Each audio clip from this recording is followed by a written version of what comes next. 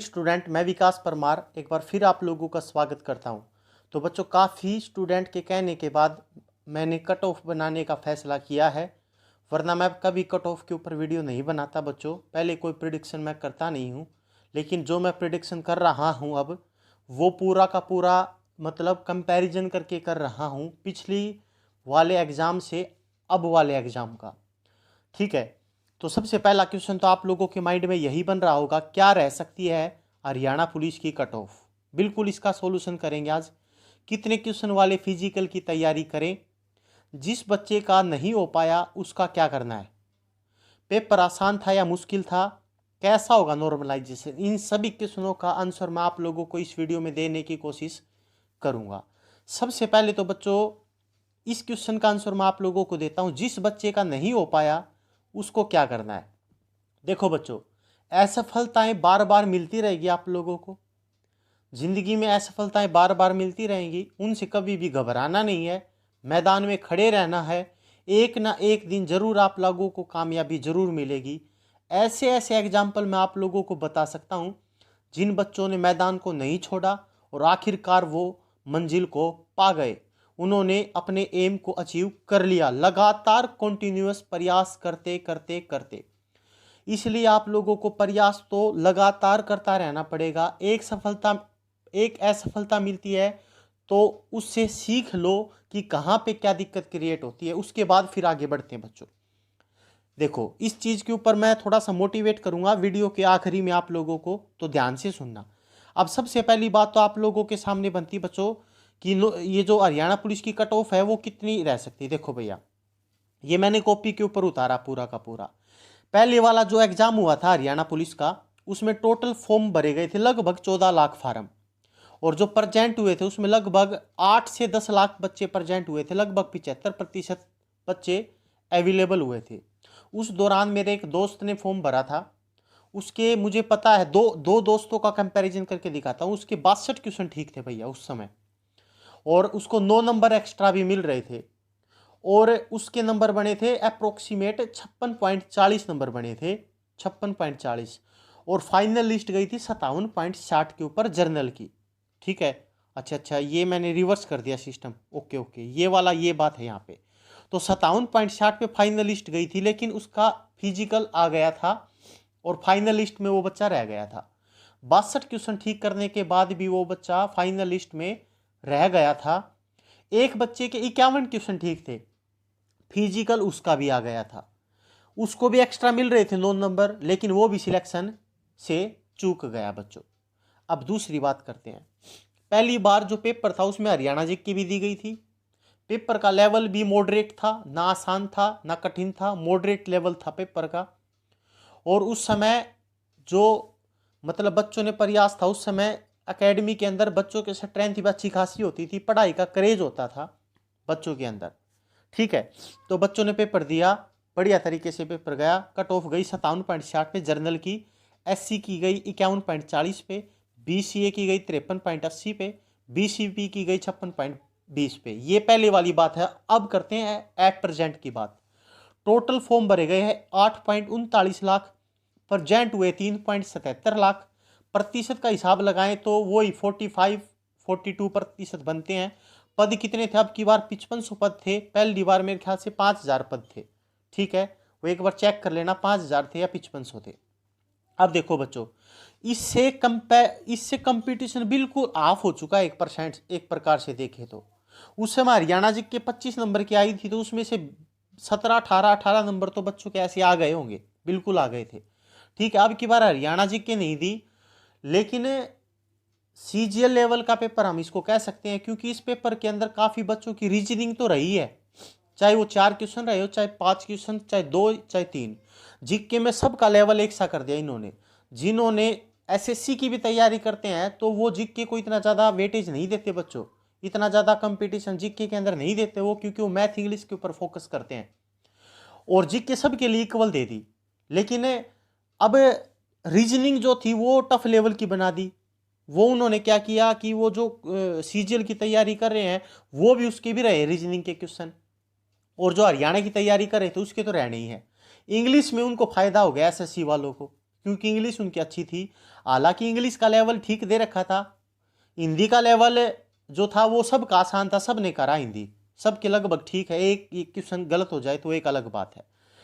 अब देखो बच्चों, कंपटीशन बिल्कुल ऑफ हो चुका। अगर उस समय उस लड़के के 62 क्वेश्चन ठीक थे और एक के 51 क्वेश्चन ठीक थे, तो इसका मतलब मैं कह सकता हूं कि 62 में से 10 घटा दो तो 51 आ गया। ठीक है, 62 में से 10 घटा दो तो 51 आ गया। तो अब की बार अगर 42 प्लस क्वेश्चन किसी के अगर ठीक है तो फिजिकल की तैयारी तो कर सकता है, जर्नल के अंदर आराम से कर सकता है। 42 प्लस, इसमें एक या दो क्वेश्चन कम भी हो सकते हैं या एक क्वेश्चन फालतू हो सकता है, लेकिन 42 प्लस पे तो फिजिकल की तैयारी आप लोगों को मेंटेन कर लेनी चाहिए। एससी कैटेगरी जो है वो उसमें 38%, 38 प्लस अगर किसी के नंबर एससी 38 से भी कम लगा लो, 36 पे लगा लो, फिजिकल की तैयारी कर सकता है। बीसीए 40 प्लस नंबर क्वेश्चन और बीसीबी 41 से 42 क्वेश्चन अगर किसी के ठीक है तो वो फिजिकल की तैयारी बच्चों आराम से कर सकता है। अब बात करते हैं हम फाइनल कट ऑफ की। अब फाइनल कट ऑफ देखो, मैंने यहाँ पे ये सारे के सारे रो मार्क्स है अभी। अब 31 तारीख का जो एग्जाम हुआ था और एक का एग्जाम और जो 2 एक का एग्जाम हुआ है, तो उसमें कंपैरिजन बता देता हूं मैं। 31 तारीख का मॉर्निंग शिफ्ट का जो एग्जाम हुआ था उसमें बच्चों को किसी प्रकार से पता नहीं था कि हमारे एग्जाम में क्या आने वाला है, क्या नहीं आने वाला। ठीक है, जिस चीज की वो एक्सेप्टेशंस करते थे वो चीज उसके एग्जाम में नहीं आई भैया, 1% भी नहीं आई। ठीक है, तो इनके लिए तो बेचारों के लिए ये लगा लो, इनका तो एवरेज स्कोर जो रह सकता है मेरे ख्याल से 40 से 42 क्वेश्चन का एवरेज रह सकता है इनका। ये एवरेज नंबर है 31 तारीख वालों के एग्जाम का। 1 तारीख का जो एग्जाम है उसमें बच्चों ने थोड़ा सा रीजनिंग का लेवल पढ़ लिया, थोड़ा सा हिंदी देख लिया कि हिंदी आ रहा है, और पेपर भी थोड़ा सा बिल्कुल बिल्कुल थोड़ा सा, मतलब कह सकता हूं कि मैं 31 का और 1 का तो बिल्कुल आसान ही, मतलब बिल्कुल एक जैसा ही एग्जाम था।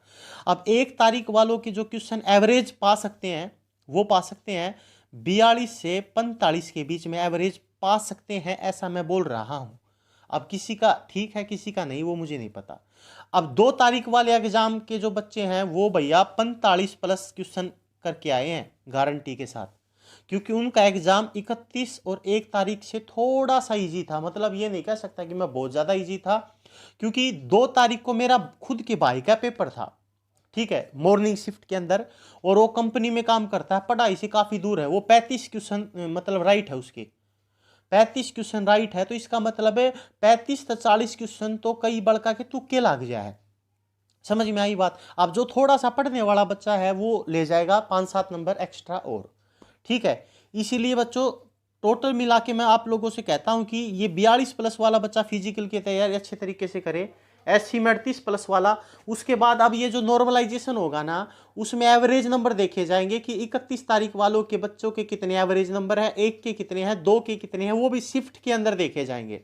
मान लो 31 तारीख की मॉर्निंग शिफ्ट के बच्चों के 40 प्लस जो क्वेश्चन है वो एवरेज क्वेश्चन आ रहे हैं। ठीक है, और शाम वाली शिफ्ट के बच्चों के आ रहे हैं 45 प्लस एवरेज, तो 40 वालों को उस चीज का ज्यादा फायदा मिलेगा 45 प्लस वालों से। बोले तो मॉर्निंग शिफ्ट वालों को ज्यादा फायदा मिलेगा जो इवनिंग शिफ्ट है उनसे। और ऊपर से पेपर के ऊपर भी अब कंपटीशन होगा कि मतलब ए जो ग्रुप है उसका पेपर, बी ग्रुप का पेपर, सी ग्रुप का, मतलब बोले तो A code, B code, C code, इनमें भी तो पेपर का लेवल थोड़ा सा अलग अलग था। तो इसलिए मेरा कहने का मतलब, अभी तो आप केवल क्वेश्चन के ऊपर बात कर सकते हैं, रो मार्क्स के ऊपर बात कर सकते हैं, पूरी बात अभी आप नहीं कर सकते। तो 42 प्लस क्वेश्चन ठीक है तो फिजिकल की तैयारी करें। एससी का 38 प्लस, बीसीए का 40 प्लस नंबर और बीसीबी का 41 से 42 क्वेश्चन अगर ठीक है तो आप लोग फिजिकल की तैयारी करो। और दूसरी बात, फिजिकल की तो तैयारी कर ही लो बच्चों। अगर फिजिकल की तैयारी करोगे तो सीधी सी बात आपकी हेल्थ भी ठीक रहेगी, और साइड टू साइड आप अपनी स्टडी करते रहें, जो भी आगे एग्जाम हो उसकी तैयारी करते रहें। क्यों इस चीज के ऊपर डिपेंड हो रहे हो आप लोग केवल। ठीक है, इस चीज के ऊपर डिपेंड होना मेरे ख्याल से तो आप लोगों को शोभा नहीं देता। आप लोग अपना फिजिकल मेंटेन रखे, अगर आपका क्वालिफाई हो गया तो वेल एंड गुड है, और नहीं हुआ तो कोई दिक्कत नहीं है, नहीं हुआ तो और भी वेल एंड गुड है। क्योंकि हरियाणा पुलिस के बाद क्या पता भगवान आप लोगों को एक बेहतरीन मौका और दे दे ग्राम सचिव बनने का, पटवारी बनने का। क्या, और पटवारी ग्राम सचिव का मतलब घर की घर में नौकरी, बढ़िया मजे लोगे आराम था, 9 से लेकर 4-5 बजे थे ड्यूटी मार खाओगे और बढ़िया सैलरी आओगी, घर ना आओगी, पुलिस में तुम रोज जाओगे, ठीक है। तो बच्चों बी पॉजिटिव, मैदान मत छोड़ो, जिंदगी मिलेगी ना दोबारा, हसीन जिंदगी है, इसको बढ़िया तरीके से जियो आप लोग। और बी पॉजिटिव, नेगेटिव लोगों से दूर रहो। बस मैं इस वीडियो में यही बताना चाहता था, और मैंने जहां तक कवर हो सकता था मैंने आप लोगों को बताने की कोशिश की। अच्छा, एक क्वेश्चन ये है, पेपर आसान था या मुश्किल? तो देखो बच्चों, पेपर मुश्किल था, मुश्किल था पेपर, नहीं कह सकते हम आसान था एग्जाम। लेकिन जो बच्चा पढ़ता था, जिन्होंने इंग्लिश भी पढ़ी है, हिंदी भी पढ़ी है, जीके भी पढ़ी है, हरियाणा जीके के ऊपर केवल डिपेंडेंट नहीं हुए हैं, तो उनके लिए वो पेपर थोड़ा सा मॉडरेट लेवल का भी था। ठीक है, इस चीज को मानो, और ये मानना पड़ेगा, सच्चाई जो है वो माननी पड़ेगी आपको। ठीक है बच्चों, तो तैयारी करते रहें आगे के लिए। Be positive, be confident. धन्यवाद।